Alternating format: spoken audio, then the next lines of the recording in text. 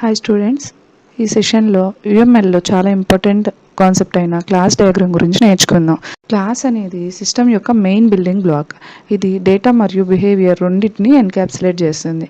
యూఎంఎల్లో క్లాస్ని రెక్టాంగిల్గా draw చేస్తాము. రెక్టాంగిల్ని 3 పార్ట్స్గా divide చేస్తాము. టాప్ పార్ట్ అనేది క్లాస్ నేమ్, ఇది బోల్డ్ మరియు సెంటర్లో రాయాలి. అండ్ మిడిల్ పార్ట్ అనేది యాట్రిబ్యూట్స్ రాయాలి, డేటా మెంబర్స్. బాటమ్ పార్ట్ అనేది మెథడ్స్, ఆపరేషన్స్ రాయాలి, అంటే ఫంక్షన్ అది పర్ఫామ్ చేసే టాస్క్ రాయాలి. ఈ స్ట్రక్చర్ ప్రతి క్లాస్లో సేమ్గా ఉంటుంది. ఇప్పుడు మనం రిలేషన్షిప్స్ గురించి మాట్లాడుకుందాం.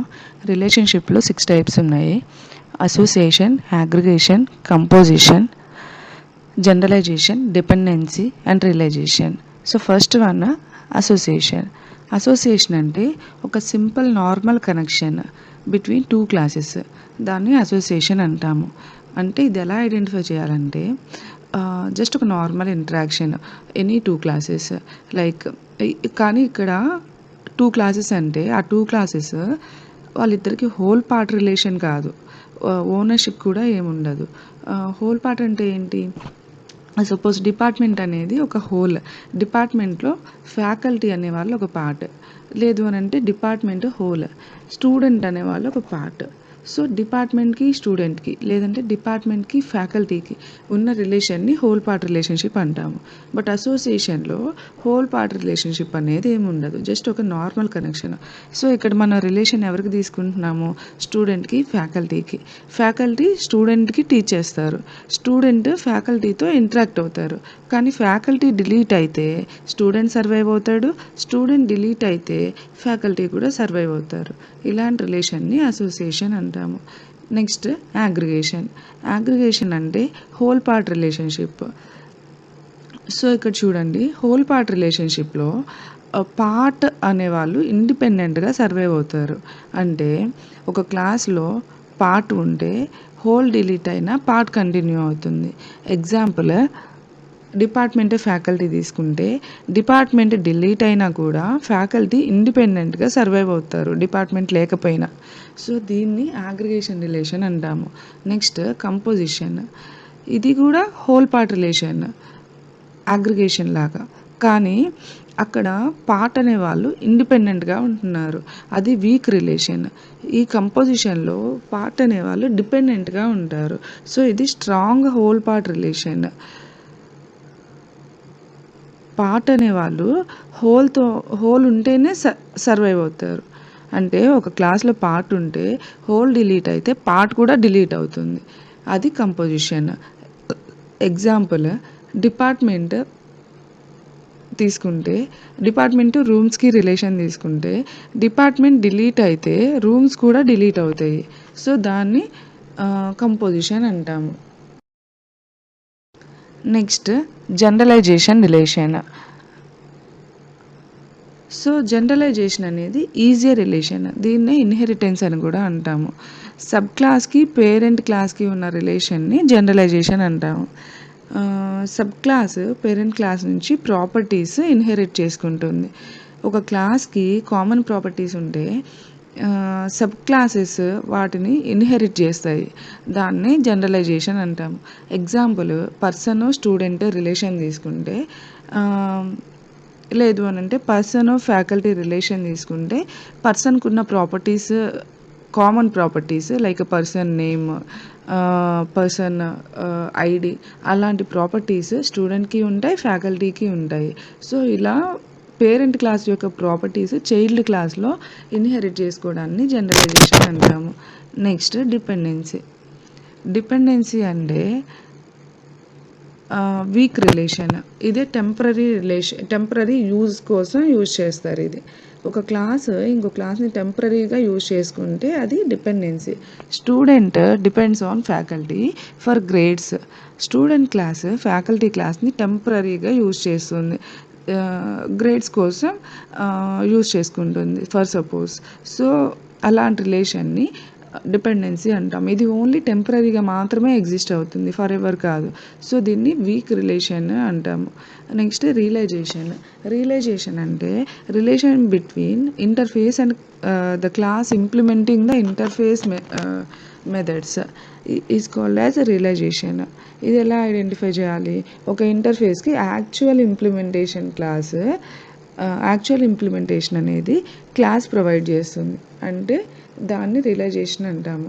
ఫ్యాకల్టీ క్లాస్ ఎగ్జాంపుల్ చూస్తే, faculty class realises available interface by implementing grade student evaluate performance.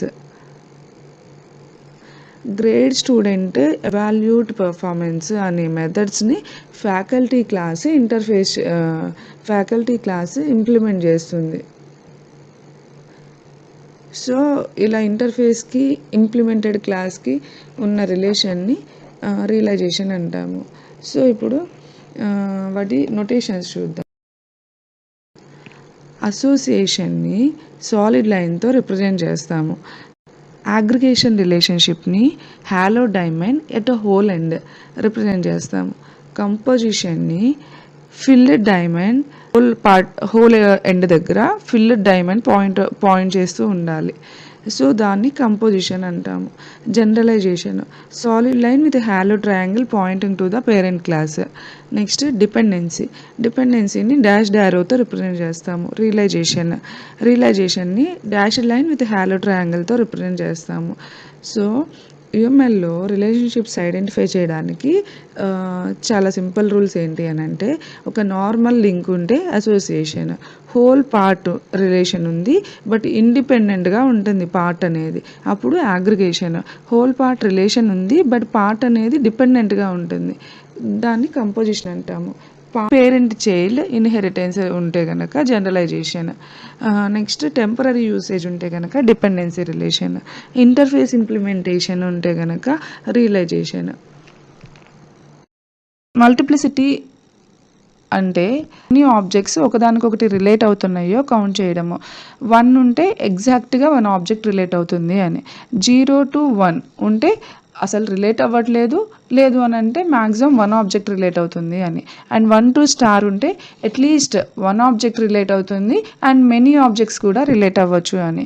And 0 to star అని అంటే మినిమం 0 అంటే కన్స్ట్రైంట్స్ ఏం లేవు, అసలు రిలేట్ అవ్వకపోవచ్చు, లేదంటే మెనీ ఆబ్జెక్ట్స్ రిలేట్ అవ్వచ్చు అని. మల్టిప్లిసిటీ రిలేషన్ అనేది ఎండ్స్ వద్ద క్లియర్గా స్పెసిఫై చేయాలి. సో ఈ డయాగ్రామ్లో చూడండి, మల్టిప్లిసిటీ కొంచెం క్లియర్గా నేర్చుకుందాము. కస్టమర్ అండ్ ఆర్డర్ కన్సిడర్ చేస్తే కనుక కస్టమర్ సైడ్ 1 ఉంది, ఆర్డర్ సైడ్ 0 to స్టార్ ఉంది. అంటే customer 0 or more orders place చేయగలడు. ఈచ్ ఆర్డర్ ఎగ్జాక్ట్లీ 1 కస్టమర్కి రిలేట్ అవుతుంది. Next order and order details consider చేస్తే ఆర్డర్ సైడ్ 1 ఉంది and order detail side 1 to star ఉంది. అంటే ఆర్డర్లో 1 or more ఆర్డర్ డీటెయిల్స్ ఉండాలి. ఈచ్ ఆర్డర్ డీటెయిల్ ఎగ్జాక్ట్లీ 1 ఆర్డర్కి లింక్ అవుతుంది. And next order detail and item. Order detail 0 to star ఉంది and item side 1 ఉంది. ఐటమ్ 0 or more ఆర్డర్ డీటెయిల్స్లో reference అవుతుంది. ఈచ్ ఆర్డర్ డీటెయిల్ ఎగ్జాక్ట్లీ 1 ఐటమ్ని reference చేస్తుంది. And next order and payment plus sub classes. So ఇక్కడ order side 1 ఉంది, payment దగ్గర 1 to star ఉంది. ఆర్డర్కి అట్లీస్ట్ 1 or more పేమెంట్ ఉండాలి. సింగిల్ ఆర్డర్ మల్టిపుల్ పేమెంట్స్గా స్ప్లిట్ చేయవచ్చు.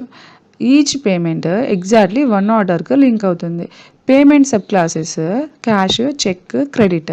ఇది ఇన్హెరిటెన్స్ రిలేషన్షిప్, డైరెక్ట్ అసోసియేషన్ కాదు. మల్టిప్లిసిటీ ఎక్స్ప్లిసిట్లీ డిఫైన్ చేయాలి ఇక్కడ ఇన్హెరిటెన్స్ ఉంటే కనుక. Abstract classes and interfaces.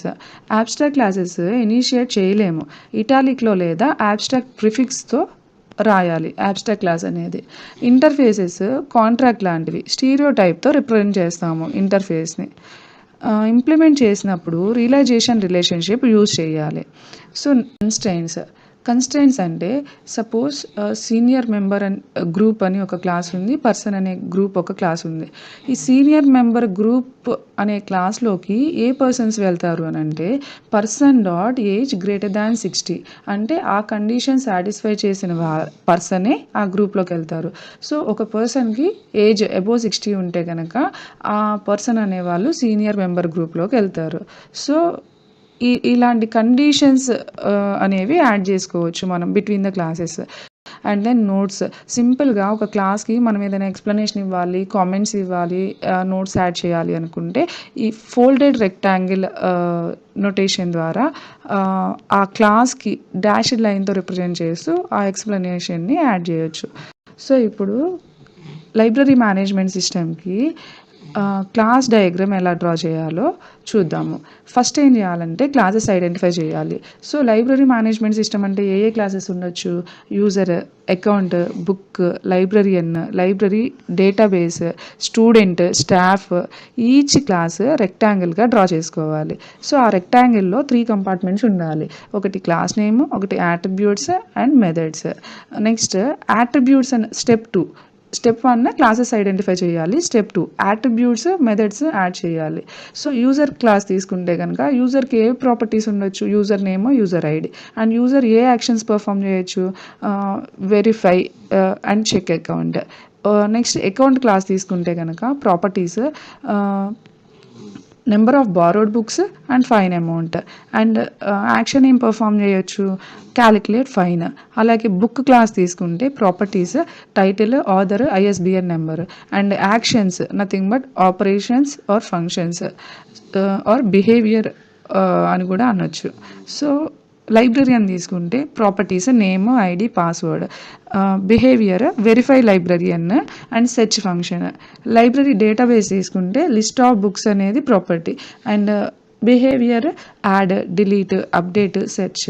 So student అనేది ఒక క్లాస్ అండ్ స్టాఫ్ అనేది ఒక క్లాస్. సో స్టాఫ్ అనే వాళ్ళకి మనం డిపార్ట్మెంట్ని ప్రాపర్టీగా యాడ్ చేసాము, స్టూడెంట్కి క్లాస్ని ప్రాపర్టీగా యాడ్ చేసాము.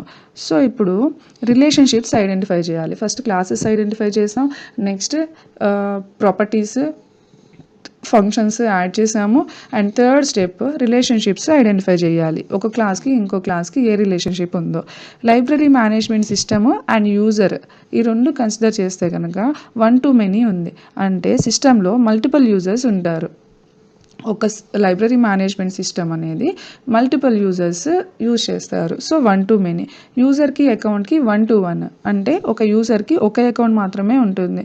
యూజర్ బుక్ తీసుకుంటే మెనీ టు మెనీ అంటే యూజర్ మెనీ బుక్స్ బారో చేయగలడు, బుక్ డిఫరెంట్ యూజర్స్ యూజ్ చేస్తారు.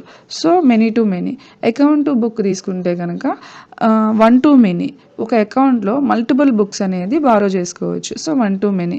లైబ్రరీ డేటాబేస్ బుక్ తీసుకుంటే 1 to many. డేటాబేస్లో మల్టిపుల్ బుక్స్ స్టోర్ అవుతాయి.